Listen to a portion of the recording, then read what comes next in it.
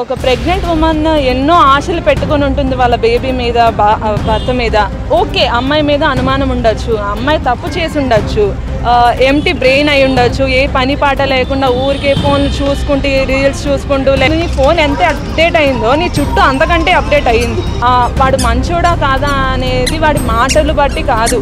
వాడిని లవ్ చేసావే అనుకో, వాడిని వెంటనే నేను పెళ్లి చేసేసుకుంటాను, నేను బయటికి వెళ్ళిపోతాను అని అనుకోవద్దు. ఎందుకంటే లవ్ మ్యారేజెస్ నేను చూశాను, అలా పెళ్లి చేసుకొని కనిపించగానే హార్ట్ అటాక్స్ చచ్చిపోయిన పేరెంట్స్ కూడా ఉన్నారు.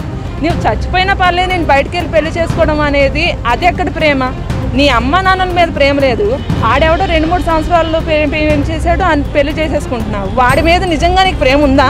ముందు వాళ్ళ సపోర్ట్ నీకు ఉంది అంటేనే పెళ్లి చేసుకో, లేకపోతే వద్దు. ఇది చాలా దారుణమైన ఘటన. అసలు ఒక పెళ్లి చేసుకున్న అమ్మాయిని, ఒక ప్రేమించిన అమ్మాయిని, దట్టు గర్భవతిగా ఉన్న అమ్మాయిని అలా ఎలా చంపాడో అనేది నాకు నిజంగా ఆశ్చర్యంగా ఉంది. అసలు చంపడమే ఒక దారుణం అంటే దాన్ని మళ్ళీ పీసెస్గా కట్ చేసి ఎక్కడ పడితే అక్కడ పడేసి, అంటే ఒక ప్రెగ్నెంట్ ఉమెన్ ఎన్నో ఆశలు పెట్టుకొని ఉంటుంది వాళ్ళ బేబీ మీద, భర్త మీద. అలాంటి అమ్మాయిని చంపాడంటే వాడు చాలా సైకో అయినా ఉండాలి, ప్రీవియస్గా ఏమైనా క్రైమ్స్ అయినా చేసి ఉండాలి, లేకపోతే వాడికి కనీసం గిల్ట్ కూడా లేదు వాడు చేసిన అంత దారుణమైన విషయం మీద.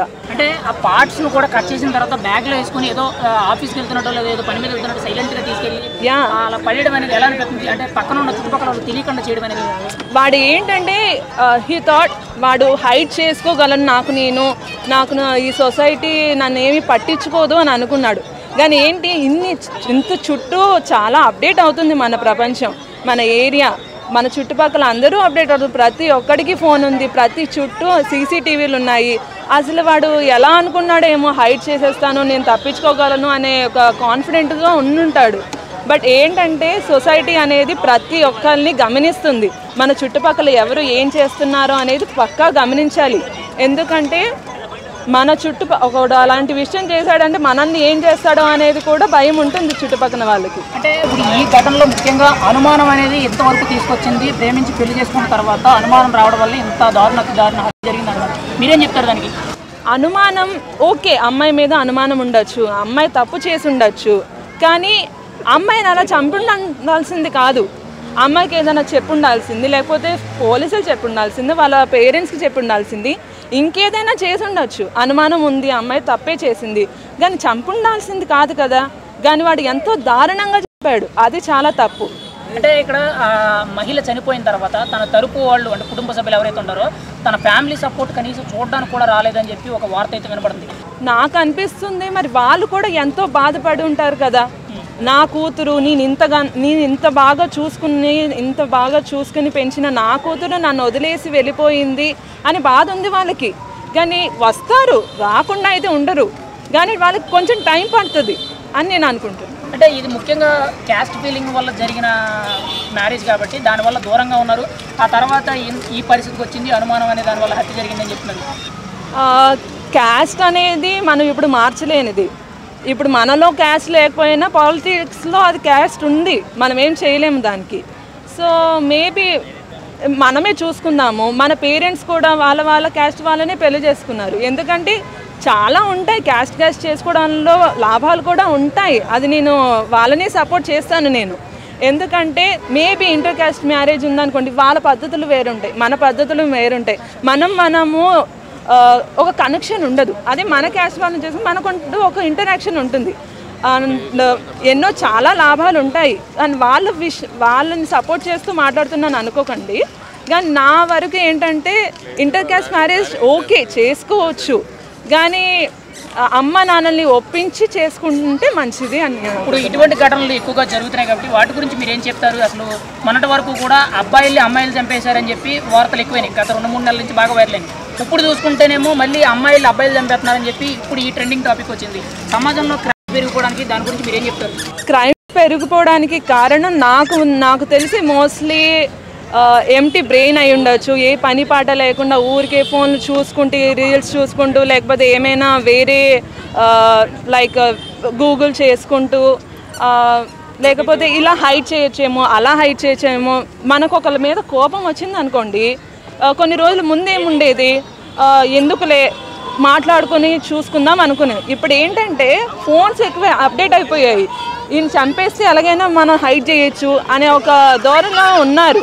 కానీ ఇంకా తెలియంది ఏంటంటే నీ ఫోన్ ఎంత అప్డేట్ అయిందో నీ చుట్టూ అంతకంటే అప్డేట్ అయ్యింది. నువ్వు ఏ తప్పు చేసి నువ్వు దాచుకోలేవు అనేది తెలుసుకోవాలి. ఇప్పుడు ముఖ్యంగా ప్రేమికులకి కానీ ఏం చెప్తారంటే, ఒక మహిళ ఇలాగా ఇంత దారుణంగా చనిపోవడం బట్టి రాబోయే రోజుల్లో లవ్ మ్యారేజ్ చేసుకోవాలనుకున్న మహిళల గురించి ఏం చెప్తారు మీరు? లవ్ మ్యారేజ్, అరేంజ్ మ్యారేజ్, ఏ మ్యారేజ్ అయినా చేసుకోవచ్చు. వాడు మంచోడా కాదా అనేది వాడి మాటలు బట్టి కాదు, వాడి ప్రవర్తన బట్టి ఒకసారి చూసుకొని వాడిని లవ్ చేసావే అనుకో, వాడిని వెంటనే నేను పెళ్లి చేసేసుకుంటాను, నేను బయటికి వెళ్ళిపోతాను అని అనుకోవద్దు. ఎందుకంటే నీ పేరెంట్స్ని గురించి కూడా నువ్వు ఆలోచించు.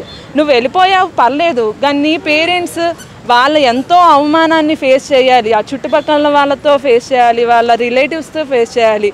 ఇవన్నీ ఫేస్ చేసుకుంటూ వాళ్ళు బతకడం ఎంత కష్టం. కొన్ని లవ్ మ్యారేజెస్ నేను చూశాను, అలా పెళ్లి చేసుకొని కనిపించగానే హార్ట్ అటాక్స్ చచ్చిపోయిన పేరెంట్స్ కూడా ఉన్నారు. నువ్వు చచ్చిపోయినా పర్లేదు, నేను బయటికి వెళ్ళి పెళ్లి చేసుకోవడం అనేది అది ఎక్కడ ప్రేమ? నీ అమ్మ నాన్నల మీద ప్రేమ లేదు, ఆడెవడో 2-3 సంవత్సరాలు ఏం చేశాడు అని పెళ్లి చేసేసుకుంటున్నావు. వాడి మీద నిజంగా నీకు ప్రేమ ఉందా, లేకపోతే అదంతా ఒక అట్రాక్షనా? నిజమైన ప్రేమ ఎలా ఉంటుంది అంటే నీకంటూ ఒక ఫ్యూచర్ ఉందా, నీ పార్ట్నర్కి ఒక ఫ్యూచర్ ఉందా, ఆ ఫ్యూచర్లో మీరు నడవగలరా? నడిస్తేనే అప్పుడు అమ్మ నాన్నల దగ్గరికి వెళ్ళండి. వాళ్ళు ఒప్పుకోవాలి, ఒప్పుకోలేదు వదిలేసేయండి. అలా పెళ్లి చేసుకోకుండా ఉండండి. పెళ్లి చేసుకొని వాళ్ళ జీవితాలను నాశనం చేసుకోండి, మీ జీవితాలను నాశనం చేసుకోకండి. అలానే వాళ్ళ నుండి మ్యాక్సిమం సపోర్ట్ మనకు ఉంటుంది. ఓకే, నేను ఒప్పుకుంటాను, అమ్మ నాన్నలు చేసిన దాంట్లో కూడా చాలా తప్పిదాలు ఉంటాయి. కానీ నాకు ఇప్పుడు ఒక కష్టం వచ్చింది, నాన్న నాకు ఈ కష్టం వచ్చింది వీడి వల్ల అని నేను చెప్పుకోగలను.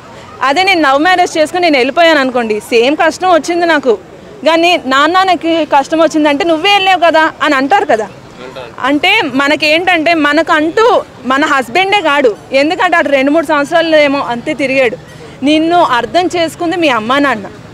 నువ్వేంటో మీ అమ్మా నాన్నలకి ఎక్కువ తెలుస్తుంది, ఎక్కువ ఇష్టం కూడా. వీడు కాదు. ఓకే, వీడి జీవితాంతం కావాలి, నీ జీవితాన్ని సాగించాలంటే మీ అమ్మ నాన్న కూడా నీకు కావాలి.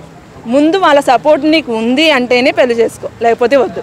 ఒకరు బట్టి ఒకరు చేస్తూనే ఉన్నారు అట్లా, అప్పటి నుండి లేదు, ఇప్పుడే వస్తూనే ఉన్నాయి అట్లా.